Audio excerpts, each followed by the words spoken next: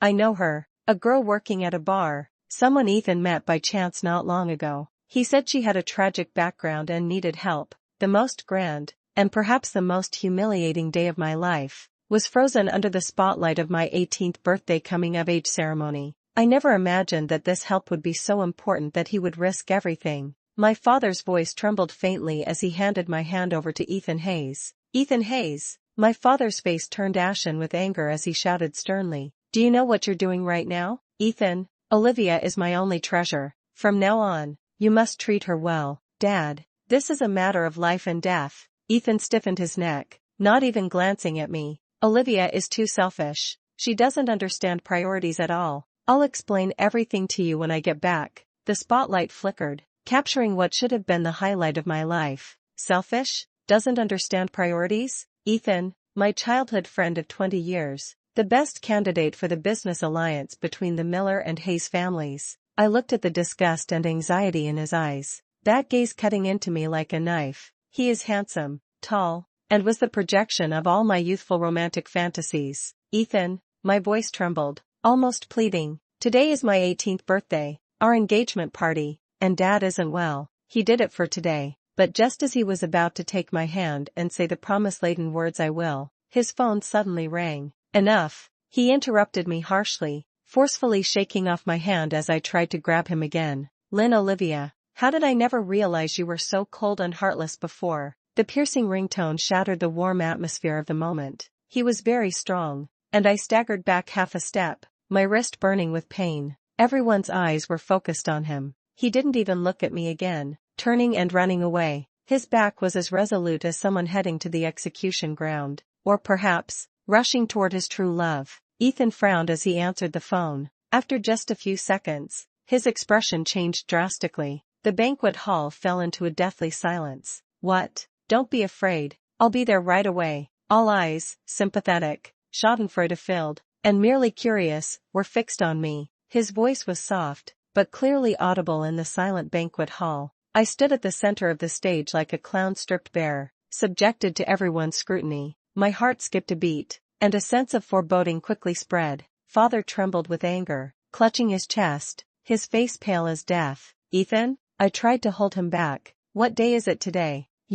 I fought back the surging tears, digging my nails deep into my palms, struggling to maintain the fragile dignity on the verge of collapse. Olivia, can you be a little sensible? He suddenly shook off my hand, his tone unprecedentedly impatient and accusatory. Jessica is trapped by her ex-boyfriend in a bar, and she could be in danger at any moment. And at a time like this, you're still only thinking about your stupid party? I absolutely must not cry at this moment. Jessica? In this extreme awkwardness and embarrassment, a deep, pleasant voice with a hint of lazy amusement broke the silence. That name was like a needle, piercing sharply into my heart. Mr. Miller, it seems your prospective son-in-law is not very pleased with this engagement. I looked towards the voice. At the entrance of the banquet hall, a tall and slender man walked in slowly. His well-tailored black suit accentuated his broad shoulders and narrow waist, exuding an extraordinary aura. The lighting outlined his deep and sculpted features, high nose bridge, thin lips pressed slightly together,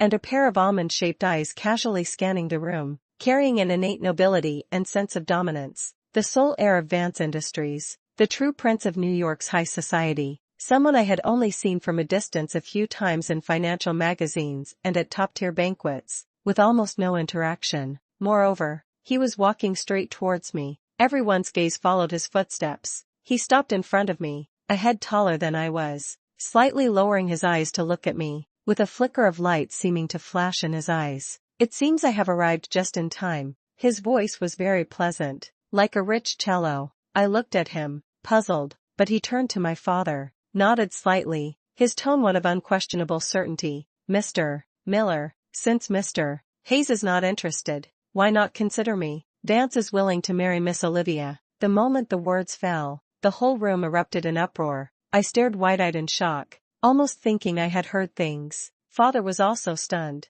clearly not having processed this dramatic turn of events. Julian Vance, however, seemed oblivious to everyone's shock and took a velvet box out of his suit pocket. It clicked open with a snap, a rare pink diamond the size of a pigeon egg, refracting dazzling light under the illumination. The light was so dazzling that my eyes stung. He took my left hand, ignoring my stiffness and surprise, and steadily slipped the cold ring onto my ring finger. The size was just perfect. Olivia. He looked into my eyes, his tone unbelievably gentle, as if we had been lovers for many years. I'm sorry for making you feel wronged. My mind was racing. Julian Vance, New York's top elite. Why did he suddenly propose to me? Was it for the interests of Vance Industries and the Miller Group? Or simply to watch the Hayes family make a fool of themselves? But no matter what, at this moment, he was the only one who could rescue me from this boundless awkwardness. Almost instantly, I made my decision. A bright smile with a hint of shyness quickly spread across my face. I took the initiative to approach him, stood on tiptoe, and planted a kiss on his slightly cool lips. I must not cry. Very light, very gentle, like a feather brushing by, but I could feel his body stiffen instantly. Darling, you finally came. I nestled into his arms, my voice sweet to the point of cloying, loud enough for everyone present to hear. Didn't we agree to give everyone a surprise? I could feel his arm around my waist tighten briefly, then relax, holding me gently. Sorry I'm late. His voice carried a doting smile. There was a bit of traffic on the way. He lowered his head, his nose almost touching my forehead, his posture incredibly intimate. Actually, Julian and I have been secretly dating for 2 years. I lifted my head, meeting the crowd's astonished and uncertain gazes, my voice clear and firm. We just felt the timing wasn't right to make it public. Today, thanks to Mr. Ethan, we have this opportunity to come out. These words were like dropping a bombshell onto a calm lake. The disappointment and anger on my father's face were instantly replaced by immense surprise and disbelief. He looked at Julian Vance, his eyes complex, but filled more with satisfaction and relief. After all, compared to the shaky Hayes Corp., Vance Industries, this towering tree was undoubtedly a more stable and powerful backing. So that's how it is. Good, good. Father nodded excitedly, his gaze at Julian full of admiration like a mother-in-law looking at her son-in-law. Mr. Vance, it is Olivia who is reaching too high. Julian smiled slightly, graceful and charming. Mr. Miller, you flatter me. It is my honor to marry Olivia. An engagement party that nearly became a laughingstock was dramatically transformed into a grander and more talked-about announcement of a high society union. All thanks to Julian Vance's sudden arrival from out of nowhere. Only, the protagonist had changed. Julian Vance. After the banquet ended and the guests had left, I finally breathed a sigh of relief, feeling as if I had just fought a hard battle. My father was helped to rest by his assistant, and before leaving, the look he gave Julian and me was full of satisfaction. I walked up to Julian Vance, took off the priceless pink diamond ring from my finger, and handed it back to him. Mr. Vance, thank you for today, I said sincerely. This ring is too valuable, I cannot accept it. Although I didn't know his true intentions in helping me out of that situation, I made a note of this kindness. How could he be here? But he didn't take it. Instead, he raised an eyebrow, his gaze falling on my now bare ring finger, his expression somewhat ambiguous. Olivia Miller. He slowly pronounced my name, as if savoring it. Do you think I'm joking? I was taken aback. Isn't that so? Playing along, giving each other a way out. This is the unspoken rule of high society. He chuckled softly, stepped forward, closing in on me. A powerful sense of oppression instantly descended. He reached out and gently touched my wrist, which Ethan had just slapped and left red marks on. The warmth of his fingertip was somewhat burning. Once the ring is given, there's no taking it back. His voice was low and ambiguous. Also, how did that kiss just now feel? My cheeks flushed, and I awkwardly looked away. Mr. Vance, call me Julian. He interrupted me, his tone carrying an undeniable authority. From now on, Olivia, you are my fiancée. His gaze was deep,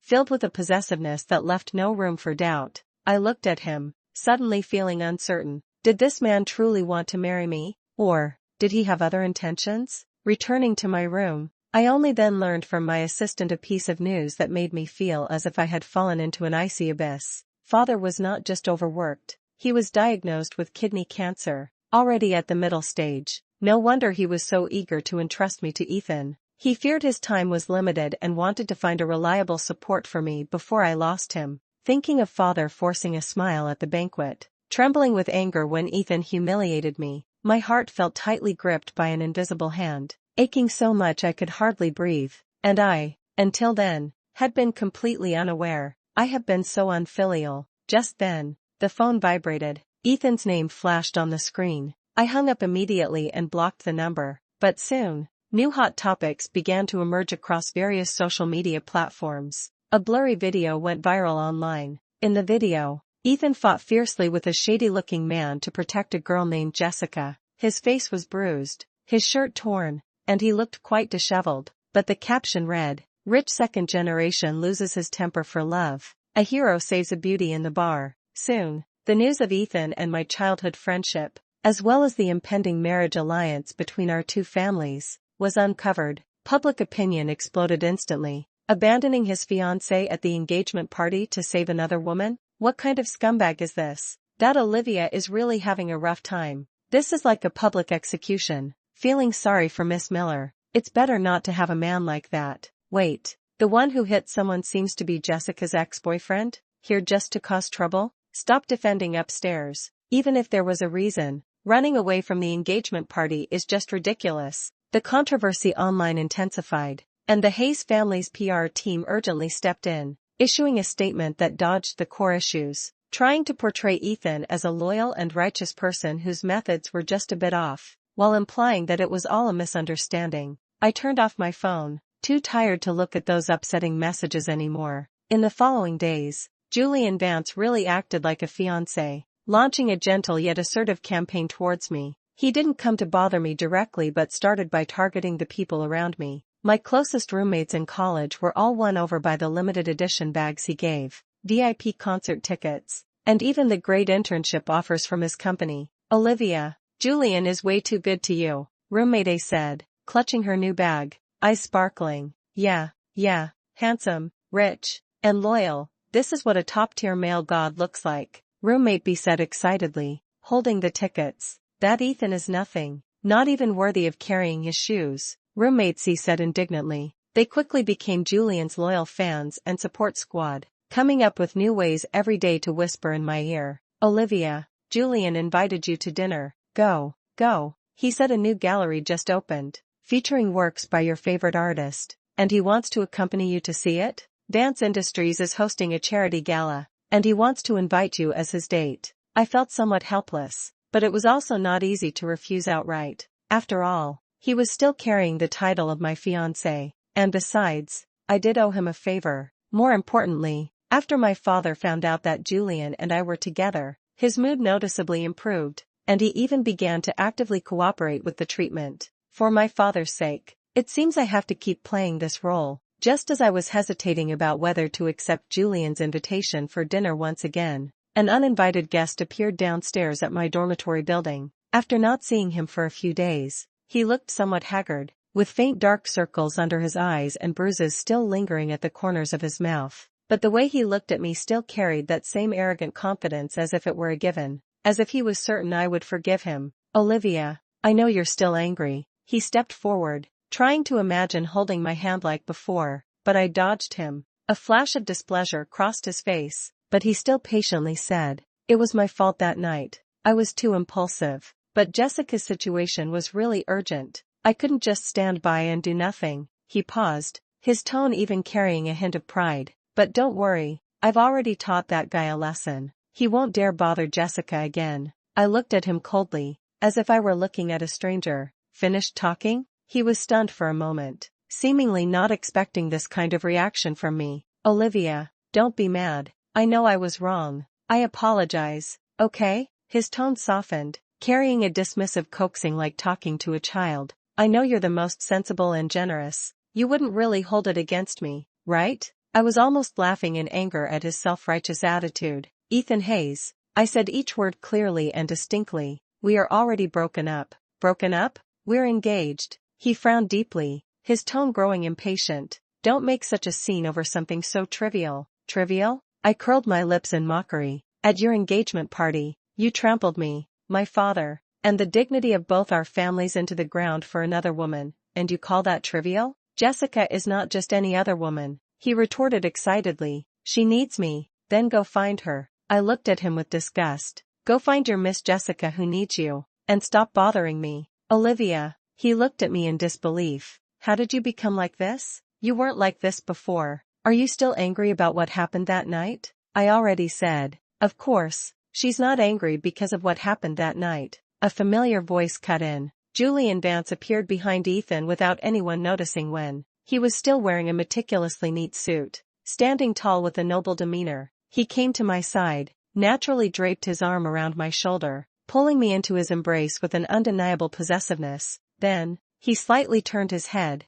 looking at Ethan, whose face had turned ashen, with a mocking curve at the corner of his mouth. After all, with me as the official boyfriend, who has time to pay attention to the ex-husband? Ethan's eyes instantly widened, bloodshot. Julian Vance? How are you here? Olivia, you. He looked at Julian's arm draped over my shoulder, then at my calm expression, as if he understood something, his face turning even more unpleasant. Are you two acting? He pointed at us, his voice trembling with anger. Olivia, I know you're upset, but you don't have to bring Julian Vance into this kind of act to get back at me. You're going too far. You're being so unreasonable. He still didn't believe it. Or rather, he was unwilling to believe it. Unwilling to believe that I would really leave him and choose someone else. Julian chuckled lightly, a laugh full of contempt. Acting? He raised an eyebrow, his gaze like that of a jester. Mr. Hayes, what gives you such confidence? Is it your appearance? Your personality?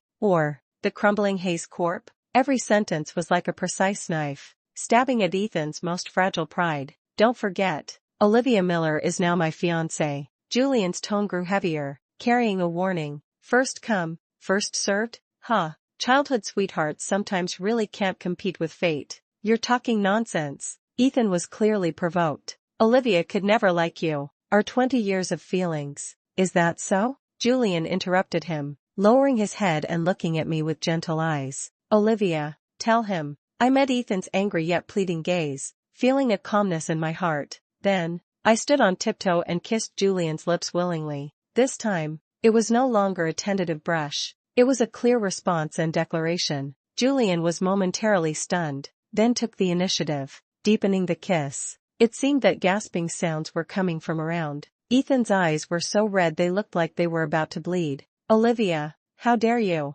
He roared, like a raging beast, clenching his fists and charging at Julian. However, before he could get close, Julian casually sidestepped, then twisted his hand back, easily subduing him to the ground. The movement was clean and decisive, carrying an undeniable sense of power. Ah, let me go. Julian Vance. Ethan struggled, looking utterly disheveled. I walked up to him, looking down at him from above. Raise your hand. This slap is for my father. Another slap. This slap is for myself. Wake up, Ethan Hayes. We're long over. Ethan was stunned, looking at me in disbelief, his face burning with pain. Just then, the phone in his pocket rang again. It was that familiar ringtone once more. He subconsciously looked at the caller ID, his face stiffening. It was Jessica. His struggling motion paused. Julian let him go. Ethan scrambled up from the ground in a sorry state, glanced at the intimate pose between Julian and me, then looked again at the still ringing phone.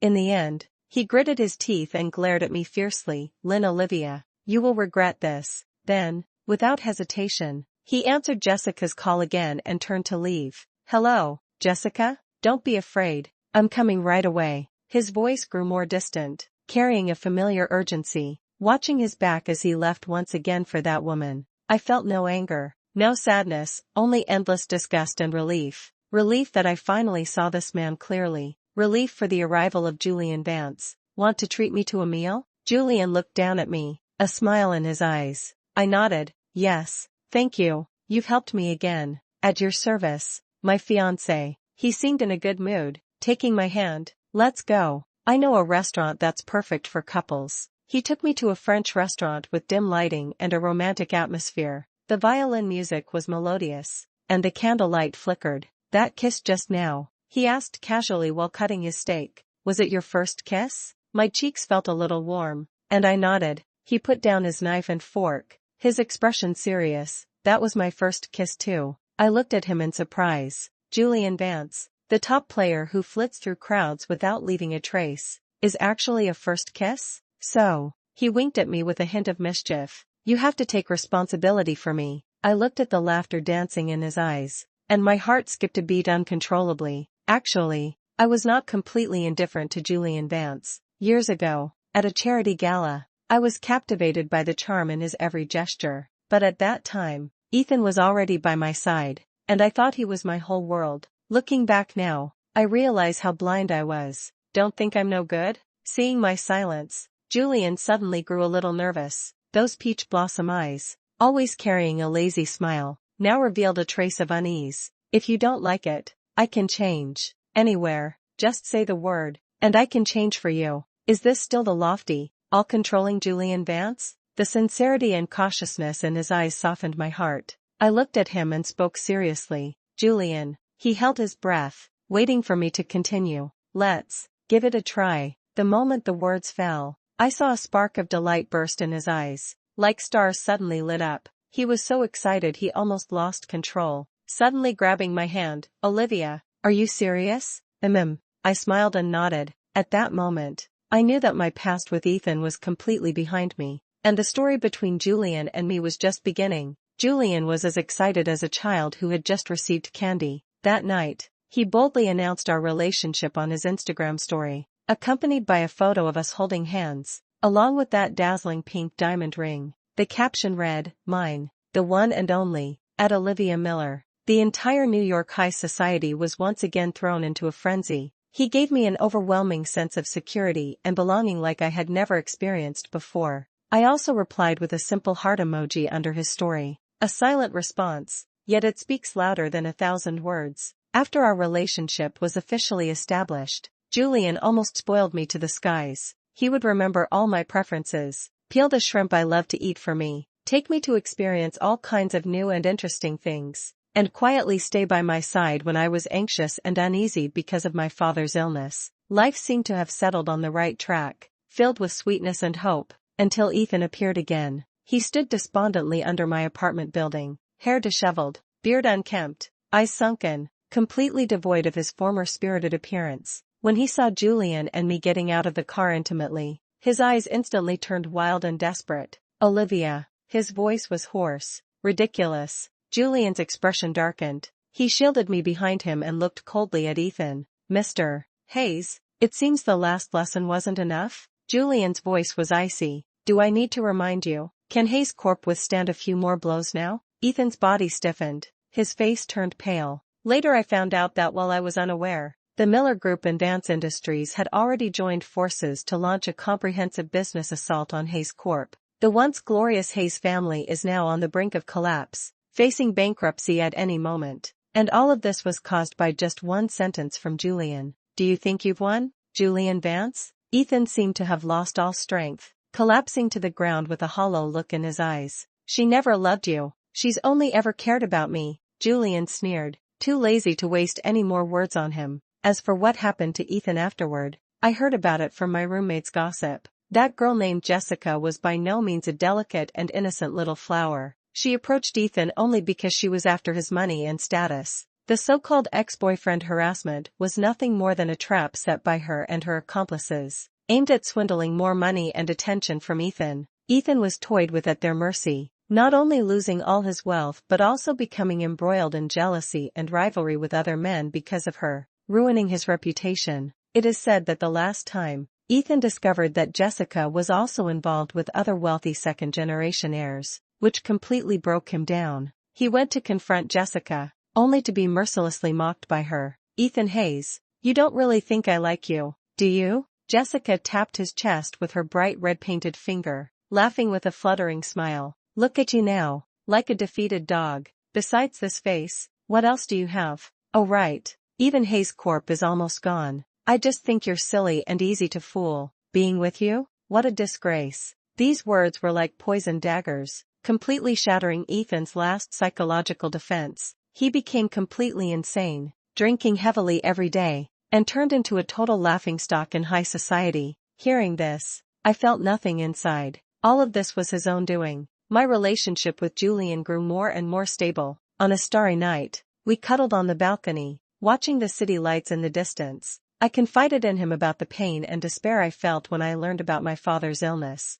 At that time, I really felt like the sky was falling. I leaned into his embrace, my voice choking up. I hid alone in the hospital stairwell, crying, feeling utterly helpless. Later, Ethan came. I paused, then continued. He found me, comforted me for a long time, and gave me an eye mask so I could get a good night's sleep, although he made many mistakes afterward. At that moment, I was truly grateful to him. That was my last tender memory of Ethan. Julian was silent for a moment, then suddenly gently cupped my face and looked into my eyes seriously. Olivia, his voice low and gentle, the person who found you in the hospital stairwell that night, comforted you, and gave you the eye mask was not Ethan Hayes. I looked at him in shock, my mind completely blank. That day, I happened to visit an elder in the hospital and accidentally saw you there, crying so sadly all alone. Julian's eyes were filled with pity. I didn't dare to approach rashly, afraid of scaring you, so I had my assistant buy an eye mask and anonymously placed it beside you. Then, I stayed nearby watching over you for a while, waiting until your emotions settled before leaving. Ethan. Julian's tone carried a faint, barely noticeable chill. I guess I found you later and, by the way, took credit for this deed. It's Ethan. My heart suddenly raced as I looked at the man before me in disbelief. So, it was him all along. The one who silently gave me warmth and comfort when I was at my most vulnerable and helpless was actually Julian. And I, all along, thought it was Ethan, even holding a trace of gratitude towards him because of it. No wonder, when I woke up that night, Ethan's expression was somewhat unnatural. No wonder, the material and scent of that eye patch felt somewhat familiar, as if I had smelled a similar scent on Julian. All the details suddenly became clear at this moment. Tears flowed uncontrollably, this time not from sadness, but from being moved and grateful. I held Julian tightly, burying my face in his warm chest. Julian, thank you, fool. He gently stroked my hair. I told you, I will always be here. At this moment, I was absolutely certain that Julian Vance's feelings for me were sincere and profound. He was not playing around, nor was it a fleeting impulse. He truly wanted to spend his life with me. Our relationship, at this moment, truly reached a new level of elevation. However, just as we were about to set a formal wedding date, Ethan showed up uninvited once again. This time, he barged straight into the Miller family's villa. He saw Julian and me cuddling on the sofa, saw the sparkling pink diamond ring on my hand, and saw the natural intimacy and love between us. He seemed to have been deeply shocked, his eyes bloodshot, staring at me intently. Olivia, are you really going to marry him? His voice was hoarse, filled with unwillingness and despair. Tell me, are you lying to me? You still love me, don't you? You're just angry with me, taking revenge on me. I stood up and looked at him calmly, as if looking at a stranger.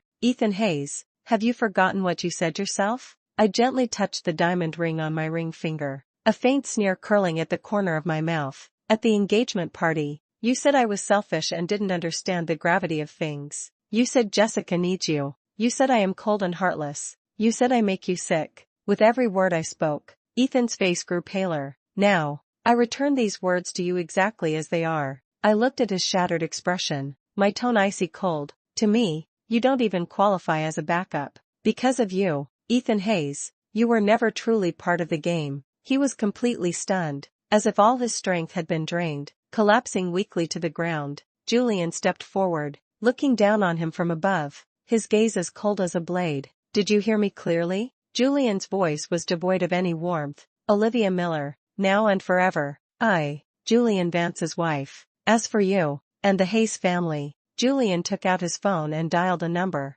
You have 3 days to leave New York. Otherwise, bear the consequences yourself. A respectful response came from the other end of the line. Ethan looked at us in despair, his eyes hollow, and in the end, like an abandoned dog, was dragged out by the security guard. Julian turned around and held me tightly in his arms. His chin rested on the top of my head, his voice carrying a sigh of relief. Finally, I've taken you back. I looked up and met his eyes, deep and vast like the ocean. Inside them, my reflection was fully mirrored. Olivia, he gazed at me with deep affection, his tone more serious and solemn than ever. You are the only one in my life. The sunlight streamed in through the window, warm and bright. I know that the nightmare that haunted me for 20 years has finally come to an end, and the happiness that belongs to Julian Vance and me is only just beginning. This man, who once saved me from the mire, has ultimately become the brightest light in my life, and the one who never knew how to cherish me has long been left far behind, turned to dust.